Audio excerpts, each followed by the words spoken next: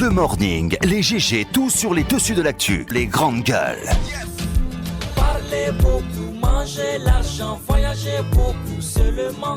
Mais travailler beaucoup, créer des choses, emploi des jeunes, non, non, non. Les dirigeants africains, les dirigeants sont comme ça. Les grandes gueules. Bienvenue chez les grandes gueules, jusqu'au port de 11h, nous vous aidons à mieux comprendre l'actualité. Merci à vous qui nous regardez à la télévision sur Espace TV tous les soirs, sur le coup de 22h45. Vous avez accès à cette émission. Merci de nous rejoindre, mesdames et messieurs. Vous avez plusieurs possibilités, évidemment, de réagir sur nos sujets. Soit vous partez sur Twitter, hashtag EspaceGG, sinon l'autre numéro de téléphone qui s'affiche juste en bas de l'écran. Avec plaisir, nous allons prendre en compte vos messages dans notre émission. Je le disais dans le plus lion des mornings, on le voyait venir alors qu'il continue de se reconstruire et de construire sa nouvelle route vers un nouvel horizon après avoir quitté le gouvernement en août 2017 à la faveur d'un remaniement ministériel. Il est désormais sur le pont, prêt à boxer dans l'arène politique. Jusqu'ici, à la tête d'un mouvement de jeunesse qui a pris donc du temps pour tisser sa toile d'araignée sur le terrain. Il y a quelques jours, il a officiellement, évidemment, fait son envie. Il officialisait donc son entrée dans l'arène politique en vue donc d'un combat résolument tourné vers une démocratie et une gouvernance meilleure dans son pays, la Guinée. Qu'ambitionne-t-il pour notre pays et quel est son projet de société pour la Guinée? Quel regard d'ensemble porte-t-il sur la marche sociopolitique de son pays? Notre invité exceptionnel de ce jour, mesdames et messieurs, M. Sia Kabari, il faut le rappeler, président du parti Guinée Debout, ancien ministre de la Culture, des Sports et du Patrimoine historique. Il sera avec nous dans cette émission, Les Grandes Gueules. Continuez à réagir évidemment sur Twitter, mais aussi sur Facebook. Avec plaisir, nous allons essayer de réagir, de partager vos avis en direct dans notre émission. Aboubacar Diallo, bonjour. Bonjour Lamine, bonjour à tous. Bonjour Mafoudia Bangoura. Bonjour Lamine, bonjour à tous. Voilà, bienvenue Tamba Jakarimini, bonjour. Merci, bonjour. Bonjour Moussa Mouissila. Bonjour. Bienvenue, comment ça va ce matin Moussa? Ça va. Bien, allez, succession de Khalifa Gassama Diaby, on en parle ce matin. Qui? Le profil Moussa, ça se dessine maintenant, on va le dire comme ça. Qui pour succéder Khalifa Gassama Diaby? Sincèrement, je ne vois Pas pour le moment. Pour l'instant, Ouais. un candidat qui réponde au même profil Au que critère, Khalifa. ouais. Peut-être parce que le monsieur il a mis la barre à un tel niveau qu'il est difficile dans le contexte sociopolitique de notre pays maintenant de trouver un personnage qui puisse à la fois dire les vérités au gouvernement auquel il appartient, mais également la vérité à la classe politique. Vous savez, la démission de Khalifa, le discours qu'il a écrit, qu'il a adressé donc au gouvernement, mais en même temps à la presse, dans le discours, vous vous rendez bien compte qu'il a placé chaque acteur politique devant sa responsabilité. Oui. Parce que j'ai vu quelques opposants s'en réjouir. Mais ce n'était pas que des reproches que Khalifa faisait au gouvernement. Il faisait aussi des reproches aux acteurs politiques, donc notamment aux opposants. Ouais. Je pense que ce pan du discours de la lettre de démission de Khalifa a échappé à bien d'entre eux. Mais quoi qu'il en soit, je pense que celui qui a su l'intérim maintenant, à quelques exceptions près, il a quelques atomes crochus avec Khalifa Gassama Diaby, notamment sa propension à aller vers l'autre. Franc-parler. Être accepté par les autres. Ouais. Oui, il a aussi un franc-parler. Thibou est l'ami de, il le dit bien, même au président Alpha Condé, il le dit. Il est l'ami de Cellou Dalein Diallo. Cellou Dalein Diallo ne s'en cache pas. Vous savez, comme à un moment donné, on avait pariarisé Cellou, il suffisait de le rencontrer pour que ton décret sorte le soir. Mais maintenant, depuis un certain moment, depuis que le président lui-même il a fait le pas à l'occasion du décès d'un membre de la famille de Cellou, eh bien, il est devenu fréquentable. Mais bien avant cela, Thibou Camara affirmait à qui veut l'entendre qu'il a ami à Cellou Dalein Diallo. Cellou est le chef de file de l'opposition guinéenne. Justement. Donc, et ça le valut quelque part, en tout cas, ce qui concerne les reproches de l'UFR. Oui, mais... À dire qu'il y a un membre de l'UFDG dans le gouvernement. D'accord, mais oui, ça se disait, ça, voilà. C'est de la bonne guerre, vous savez. Oui. Les grandes gueules. Oui. On ne sauve pas de beaucoup de fleurs. Mais j'ai compris, j'ai écouté quelques acteurs sur la démission, au lendemain de la démission de Khalifa. Vous savez, il ne faut pas qu'on oublie une chose. Il y a des actions à inscrire, des actions, mais en lettres d'or à inscrire à l'actif du ministère que Khalifa a conduit, mais aussi à l'actif du personnage, parce que c'est l'homme qui a fait le ministère. C'est vrai qu'il y avait une équipe autour de lui, mais il a imposé son style, un dynamisme. Voilà, les gens ont suivi. J'étais là aux dernières heures de sa rencontre avec les travailleurs du ministère. J'avais les larmes aux yeux, j'ai coulé des larmes sans m'efforcer, oui. Eh ben, vous savez pourquoi? parce que c'était vraiment un ministère qui misait sur l'humain, qui misait sur l'homme. Ouais. Et quand on mise sur l'homme, on n'obtient pas des résultats clinquants comme ça, comme les autres ministères.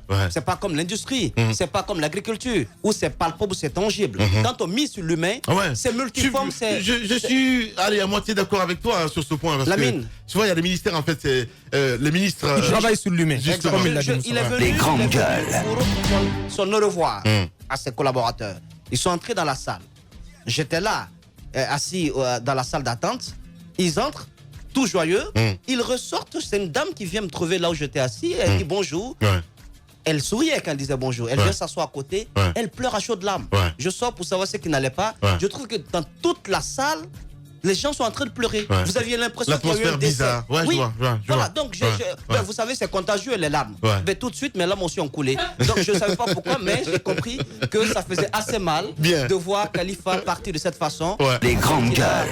Mais je veux dire une chose. N'oublions pas Kalenko. Il a travaillé à Kalenko. Il a fait quelque chose pour Kalenko. N'oublions pas Soronkoni. Les jeunes de Soronkoni qui avaient été arbitrairement, injustement arrêtés et mis au camp de Soronkoni. Khalifa a été au charbon pour leur libération. N'oublions pas les manifestations qui ont précédé la tenue des législatives en 2013. Il était le seul acteur politique à avoir été sur le terrain.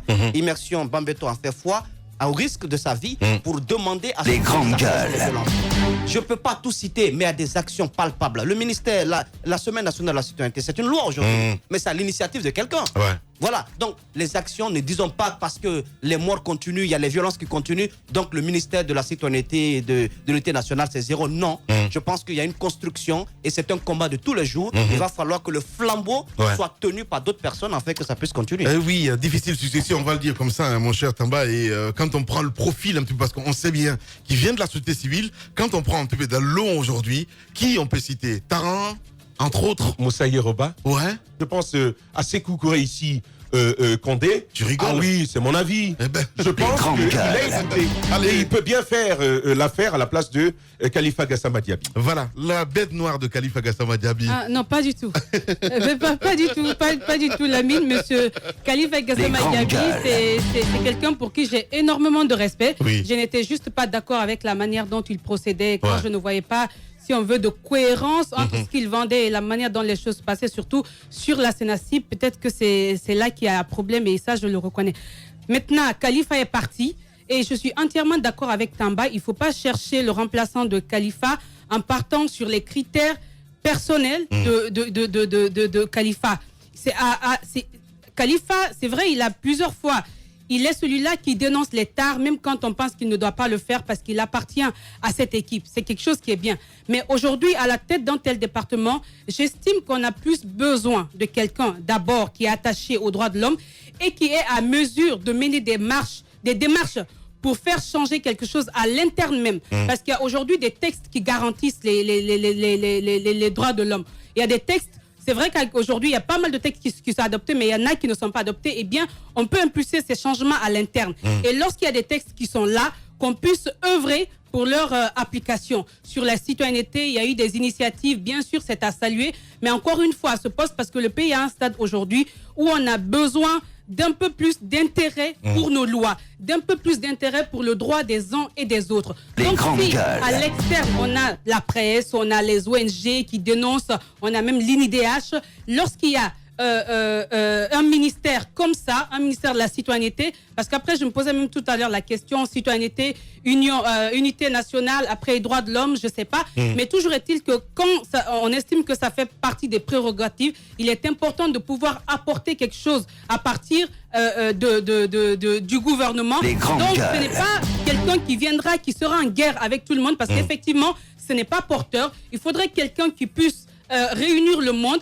et leur vendre l'idée, même s'ils ne sont pas d'accord. Écoutez, on a un moment où on a besoin que cela marche. En premier lieu, le chef de l'État. Il ne faudrait pas qu'il y ait quelqu'un qui ne peut se voir avec le chef de l'État qu'une fois par mois. Regardez la situation du pays. Il faudrait que celui qui vienne à la tête de ce département soit une personne qui, à tout moment, peut taper à toutes les portes au niveau de nos gouvernants pour leur dire, écoutez, ce qui est en train de se passer, c'est pas normal. Voici comment on peut éviter ceci. Donc, évidemment, des Guinéens, il y en a beaucoup. Moi, je vais pas me permettre de donner des noms. Je sais qu'il y en a beaucoup parce que à la tête d'un département, On ne Les vient pas grandes gueules. forcément après de telles études liées forcément à ça, parce qu'il y a une feuille de route qui est là, il suffit de l'exécuter. Et là, avec les cadres d'un département, il y a des cadres techniques qui sont à l'interne des départements. C'est avec ces gens que vous travaillez. Donc, c'est pas à vous seul que vous incarnez le changement, c'est toute une équipe. Donc, ben voilà, un Guinéen qui puisse aujourd'hui s'armer de courage, dire au chef de l'État, parce qu'aujourd'hui, on est tous conscients de cela. Les lois sont constamment violées de part et d'autre. Les droits de l'homme sont menacés à beaucoup d'endroits. Donc, quelqu'un qui puisse ramener le gouvernement à regarder de plus près toutes ces questions et surtout à œuvrer à travers les textes, mais surtout à leur application pour que le Guinéen sorte de Les cette grandes situation. gueules. Il y a des Guinéens, il y en a évidemment, mais pas forcément. Il ne faut pas se focaliser sur les critères perso de Khalifa, sinon ce serait une grosse erreur. Voilà, l'analyse du Duc. Bon, moi, je pense que d'abord, moi, j'ose espérer que le président Alpha Condé va profiter de ce trou laissé dans le gouvernement pour éventuellement procéder à un mini remaniement ministériel. C'est mon souhait le plus ardent que des ministres qui ont montré leurs limites dans l'exercice de leurs fonctions puissent vraiment être débarqués. Je pense notamment au ministre de la Justice, mais aussi au ministre de la Sécurité. Je pense que ce sont deux personnages aujourd'hui dans le gouvernement qui sont extrêmement déprimés. L'éducation nationale aussi. C'est pas que voilà, je veille du malheur pour eux, mais il s'agit bien entendu. Voilà. Il s'agit bien Les entendu grandes gueules. de servir le pays. Et lorsqu'à un moment donné, on a montré ses limites, et en matière de sécurité, mais aussi en matière de justice, ça tombe sous le sens que il n'y a pas eu d'avancée. Et ce département de la sécurité du côté de Coléa a consumé, je crois, 5 à 6 ministres aujourd'hui, et pour un résultat qui laisse à désirer.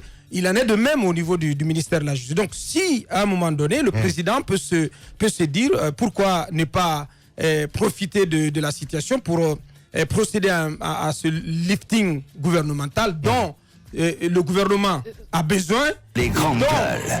dont le Premier ministre lui-même a également besoin, parce que il a besoin de résultats. Il a besoin d'insuffler de la dynamique à son gouvernement, et on le sait très bien.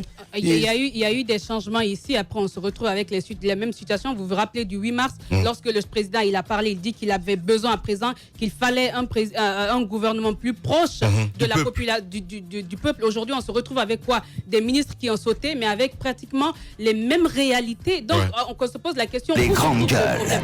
Est-ce au niveau des ministres à la tête des départements, ou c'est au niveau même du chef de l'État? Je pense que c'est C'est un gouvernement politique. Pour autant, on ne peut pas fermer la porte au changement. Le gouvernement, ce n'est pas parce que le professeur Alpha Condé sait très bien, il ne s'est jamais montré habile à constituer un gouvernement depuis qu'il est à la tête de la Guinée. Chaque fois qu'il a même fait des grandes annonces au sujet d'un nouveau gouvernement, ce gouvernement s'est révélé moins conséquent, moins efficace sur le terrain que les précédents. Donc ça, c'est Les une grandes certitude. gueules. Mais pour autant, voilà, on ne peut pas se refuser de procéder à des changements lorsque cela semble nécessaire. Et j'ai dit que Khalifa, c'était pratiquement comme un poste taillé sur mesure, et je suis d'avis avec Tamba que, par exemple, un certain Kouroussi Kondé peut bien faire l'affaire. Il n'est pas le seul, certes. Il y a d'autres Guinéens qui peuvent valablement, Les grandes gueules. pas au même rythme, à la même hauteur que Khalifa Gassama Djabi, mais d'autres Guinéens existent, peuvent accomplir cette tâche. Je pense par exemple à l'ancien président de l'UNIDH, Mamadi Kaba, qui a les droits de l'homme chevillés au corps et qui n'est pas un personnage clivant, parce que c'est ce dont on a besoin, celui qui peut être le personnage qui sied à la fonction. C'est un personnage qui n'est pas connivant, qui n'est pas démagogue, qui n'est pas clivant, qui n'est pas clivant, c'est le mot que j'ai cherché. Politiquement, donc, qui a un personnage et un positionnement plus ou moins acceptable des deux parties. Est-ce que l'erreur stratégique serait de nommer un militant, et c'est important de le dire au président Alpha Condé, à ce poste assez spécifique, on n'a pas besoin d'un militant. Comme cela est le cas dans bien d'autres structures où le président désigne ses militants, il nomme ses militants sans regarder au CV, sans regarder à la compétence. à ce département, parce que là, plus que jamais, le pays en a besoin, que ce département fonctionne, qu'il joue tout son rôle dans le cadre de la paix, mais aussi de la réconciliation nationale. Donc, on n'a pas besoin de la tête d'un militant à ce département. Il y a que d'autres Guinéens, comme je le disais. C'est peut-être possible même que l'intérim dure, que l'intérim dure, parce que celui qui assure l'intérim, il est aussi quelqu'un dont la personnalité sied à cette fonction. C'est vrai qu'il est déjà assez occupé. Il est conseiller personnel du chef de l'État, le ministre de l'Industrie. Non, je conviens. Mais c'est une perspective, c'est une option qu'il ne faut pas écarter non plus. Nous ne sommes pas les seuls Guinéens, Titi, c'est important. Je suis d'accord. Je suis d'accord, mais c'est du Alpha Condé. C'est possible qu'il délaisse ce poste et qu'il l'oublie carrément et que l'intérim continue. Donc c'est dans ce sens-là que je le dis. Selon les indiscrétions, le chef de l'État ne s'attendait pas du tout à ce départ de Khalifa Gassama Diémé, en tout cas pas dans cette forme et pas de sitôt. Eh bien, il aurait dit, puisque n'ayant pas prévu cela, ben, écoute-toi, comme c'est ton ami, va, tu le remplaces. Donc, ça veut tout dire, mais pour ne pas empêcher Thibault... Selon les indiscrétions aussi d'une ancienne ministre qui disait que tout était planifié. Non, je ne pense pas. Lamine, je me suis un peu renseigné. Depuis octobre, les grandes gueules. Depuis le gouvernement Kassouri, il avait écrit au chef de l'État, septembre, pour lui dire qu'il ne souhaitait pas être reconduit. Il y a des preuves pour ça.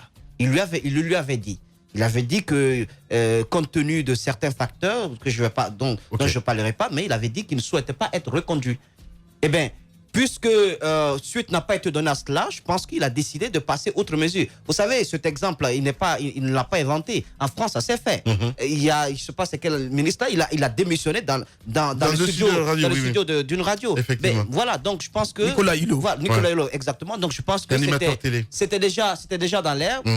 Quand il n'y a pas d'adéquation entre le combat que vous menez et l'objectif les grandes gueules. qui est celui que vos collaborateurs les plus proches partagent, je pense que la meilleure façon de le faire, c'est de partir. On a cité quelques noms ici, mais ce sont des personnages politiques que je vois le président Alpha Condé ne pas nommer. C'est pas très évident. Je ne le vois pas suffisamment courageux politiquement pour les nommer. Il a cité Gouressi Condé, on connaît leur rapport. Il a cité notre collègue Moussa Yoruba qui peut bien faire ce travail. Les grandes gueules. Je peux rajouter Dr Makale Kaba. J'ai parlé de Dr Makale Traoré plutôt. Pardon, j'ai parlé tantôt de Mamadi Kaba. Mais vous savez, tous ces Guinéens, c'est pas très évident. Je ne suis pas sûr que le président les appellera au gouvernement. Bien. Ça, c'est une certitude. Bien. Nous sommes en 2018 et vous êtes toujours au pays d'Alpha Condé. Il y a le snobisme des fines gueules et la rudesse des gueules de bois. L'infortune des gueules moins propres à la douleur des gueules cassées. Il y a les jeux d'esprit des drôles de gueules, le piquant des amuse-gueules. Mais par-dessus tout, il y a l'audace et la pugnacité des grandes gueules de Radio Espace. Exubérantes et effrénées, rarement politiquement correctes et toujours excessives, les grandes gueules plus que jamais déterminées. Grandes gueules à vie. Seul le Tout-Puissant pourra nous faire taire. Bienvenue chez les GG de Radio Espace Guinée.